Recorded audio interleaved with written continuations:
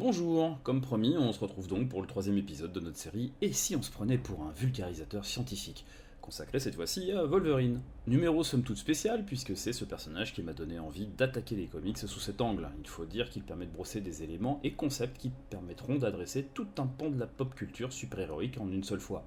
Mais comme je le dis à chaque fois, un personnage de BD et surtout de comics, ça évolue avec le temps, pouvoir inclus, et comme il faut bien partir d'une référence commune, j'ai choisi de prendre sa première apparition à chaque fois. Avouez que comme référence, j'aurais pu faire plus exotique. Volvi, qu'on a appelé en France Serval jusqu'au début des années 2000, a été créé par Roy Thomas, Lee Vane et John Romita Sr. Il a fait sa première apparition dans le numéro 180 de Hulk en 1974. On apprendra bien plus tard son véritable nom, à savoir James Hillwett, en même temps que lui, notre ami ayant des problèmes d'amnésie liés à un événement traumatique, mais on va y revenir. Il a très vite rejoint les X-Men au sein d'une équipe au casting international ayant pour but de sauver les membres de l'école pour jeunes surdoués. Sa popularité deviendra telle qu'il aura ses propres séries et intégrera au fil des décennies la plupart des équipes de super-héros. Il sera mis en scène en tant que guest ou au sein d'un duo éphémère avec une grande partie du roster Marvel. Intéressons-nous maintenant à ses pouvoirs, et on n'oublie pas les petits compteurs permettant de valider ou non chacune des hypothèses. Wolverine est un cas intéressant pour une raison principale, c'est un des rares personnages, et a fortiori mutant, qui a une source de pouvoirs multiples. En effet, quand un héros, du moins chez Marvel, a des pouvoirs, ceux-ci sont liés à une source. Expliqué par l'exemple, Magneto a d'immenses pouvoirs lui permettant de faire plein de choses, du détecteur de métaux à l'inversion des pôles magnétiques en passant par tordre le métal. Mais tout est lié au magnétisme. Idem pour son frère ennemi Charles Xavier, qui doit tout à son esprit, ou Tornade et à sa maîtrise des éléments. C'est aussi le cas chez les non-mutants. Spider-Man a des pouvoirs liés à l'imaginaire que nous avons sur les araignées. Thor, c'est le dieu du tonnerre, et Hawkeye, il est fort avec un arc. I'm not trying to cause a scene here, all right? Out of respect. Whoever the hell this is. Wolverine est un mutant, mais qui possède un squelette d'adamantium, qu'un projet gouvernemental ultra secret a eu la gentillesse de lui donner de force en fait. Commençons donc par les mutations qui, dans notre contexte, sont en fait une évolution de l'espèce humaine. Évolution est généralement divisée en deux processus, la microévolution et la macroévolution. La microévolution fait référence au changement évolutif au sein d'une espèce. La macroévolution est l'évolution d'une espèce à une autre. Un exemple de microévolution concernant les chevaux serait le passage de pattes avec des doigts aux sabots actuels. La macroévolution serait le passage d'une espèce évoluant d'animaux aquatiques en animaux terrestres. Les X-Men sont un exemple de microévolution qui donne des signes de macroévolution. Chaque mutation est différente mais pas unique. Vous n'avez pas qu'un télépathe par exemple. Mais le nombre de mutants augmente exponentiellement en faisant les véritables enfants de Darwin. En cela qu'ils tendent à prouver la théorie de l'évolution mais de manière hyper rapide et spectaculaire, car il faut bien vendre des comics et des places de cinéma. Il faut dire aussi que la théorie de Darwin veut que les espèces évoluent pour répondre à une modification de l'environnement, ou dit autrement pour survivre. Les chevaux vivaient dans des forêts et se faisaient facilement chasser, c'est en passant dans les plaines qu'au fil des siècles, certains individus ont développé des sabots, leur permettant de galoper plus vite et d'échapper aux prédateurs. Les non-mutés sont restés à l'arrière et se sont fait bouffer, ne restaient que les mutés avec leurs sabots. La comparaison s'arrête là car nos amis X-Men n'ont pas muté pour survivre à un changement d'environnement, et surtout ils l'ont fait en une génération. En fait, le fin mot de l'histoire, c'est que Marvel, et Stan en tête, avaient besoin d'une manière de créer des super-héros et vilains sans avoir à passer par la case radiation à chaque fois.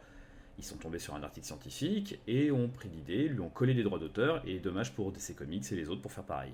C'est dommage parce que quelque part, on aurait quand même pu avoir Limpaman, qui s'est fait mordre par un lapin radioactif, puis Chauve-souris-Man, qui s'est fait mordre par une chauve-souris radioactive, puis Shaman, qui se serait fait mordre par un chaman radioactif. Non, ça marche plus là. Mutation qui donne à Wolverine de super sens, principalement l'odorat, du moins c'est celui qui est particulièrement mis en avant. Wolverine semble capable de suivre une piste vieille de plusieurs jours sur plusieurs kilomètres. On a envie de le rapprocher du Serval à qui on doit son nom, mais, et c'est une petite entorse à notre cahier des charges, et alors spoiler, on va en faire plein des entorses avec lui. Voilà, je tiens à mettre les choses tout de suite d'accord. Mais dans des épisodes plus récents, on le voit suivre des odeurs tout en fumant le cigare. Il se situerait au niveau d'un chien, voire d'un éléphant, en ce qui concerne l'efficacité, car oui, figurez-vous, c'est bien le pachyderme qui aurait l'odorat le plus développé de toute notre faune. Bref, pour avoir un odorat très développé, une mutation ne suffit pas, ou plutôt la mutation devrait engendrer de grandes modifications physiques, augmentant la taille de certains organes olfactifs internes, enlevant les poils dans les narines, transformant le nez en truffe ou en trompe, du coup. Et ça ne vous étonnera pas de savoir que pour les autres sens, donc l'ouïe, c'est le même principe, forme, taille, organes en plus et cellules centuplées au minimum. Donc les super sens c'est bof, du moins avec le physique qu'on lui connaît toutes et tous. Il faut donc s'intéresser à son pouvoir de régénération qui lui permet de refermer blessures, soigner des brûlures en un rien de temps et ralentir son vieillissement. Certes, il n'a pas le pouvoir guérisseur le plus performant de son univers, mais celui-ci lui permet de résister à peu près tout. Oui, à peu près, car la noyade restera un danger mortel, surtout quand vos os sont en métal, et la privation d'air de manière générale. Et si on tape comme un sourd sur son crâne, son cerveau va finir par rencontrer son crâne, lui aussi en adamantium, et bonjour le chaos, et la commotion qui sera en revanche vite guérie, elle. Laissez-moi maintenant vous présenter l'hydre d'eau douce, championne du monde de la régénération. N'importe quel fragment du corps comportant quelques centaines de cellules épithéliales peut régénérer l'animal en entier. Cette aptitude est due à une production continue de cellules et de facteurs de signalisation dans le tissu adulte, qu'est s'appellerio architobie. Et oui, vous avez sûrement deviné ce qui va suivre. Les cellules des deux feuillets de la colonne gastrique se multiplient de manière ininterrompue, les cellules formées se déplacent continuellement, on décrit ce phénomène de migration sous le nom de morphalaxie, vers la tête et vers le pied, contribuant ainsi à la croissance et à la régénération. Celle-ci se poursuit jusqu'à une taille maximale, puis la production ininterrompue des cellules produit des bourgeons qui vont donner de nouveaux individus. La production continue de cellules est accompagnée de la mort tout aussi permanente des cellules les plus anciennes, un peu comme les humains avec leur peau morte, mais à un tout autre niveau. Donc oui, je veux bien que Wolverine soigne ses brûlures au 2e degré en 5 minutes, qu'il se remette d'un éventrement en 6, mais il n'est pas un polype. On pourrait alors le rapprocher du fameux lézard, mais si celui-ci voit sa queue repoussée, c'est justement car il n'y a pas de cicatrisation. De plus, une régénération aussi rapide présupposerait une consommation énergétique énorme, le GAN devrait en fait se nourrir en continu. Son pouvoir pourrait même être son pire ennemi, car avec des globules blancs dopés aux stéroïdes, ceux-ci pourraient se retourner contre lui, un peu comme une maladie auto-immune. Mais n'inversons pas cause et conséquence, si Wolverine est en vie et joue au héros, c'est que ces globules n'en sont pas arrivés à cette extrémité. Reste donc le squelette. Débutons par les griffes. Il va nous falloir un gros effort d'imagination pour admettre qu'une mutation animale puisse donner des griffes de 30 cm devant percer la peau à chaque sortie et à chaque entrée. Puisque notre ami cicatrise en 4 secondes. Voilà. D'ailleurs, et c'est peut-être le moment de dire que la régénération n'ôte aucune once de douleur et que Wolverine prend cher en permanence.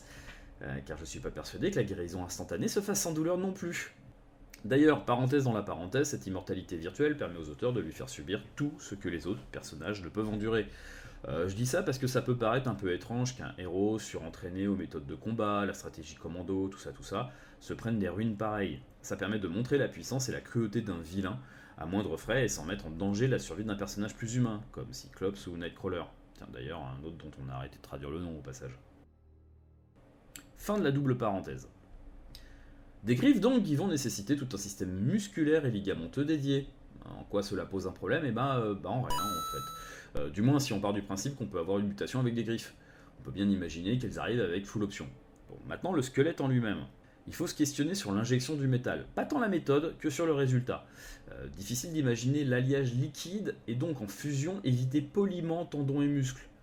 Le métal ne se lierait pas naturellement aux os, il brûlerait les tendons au passage, ce qui serait géré par le pouvoir de guérison, certes, mais il resterait fixé aux tendons. Et là, pour bouger, c'est la cata.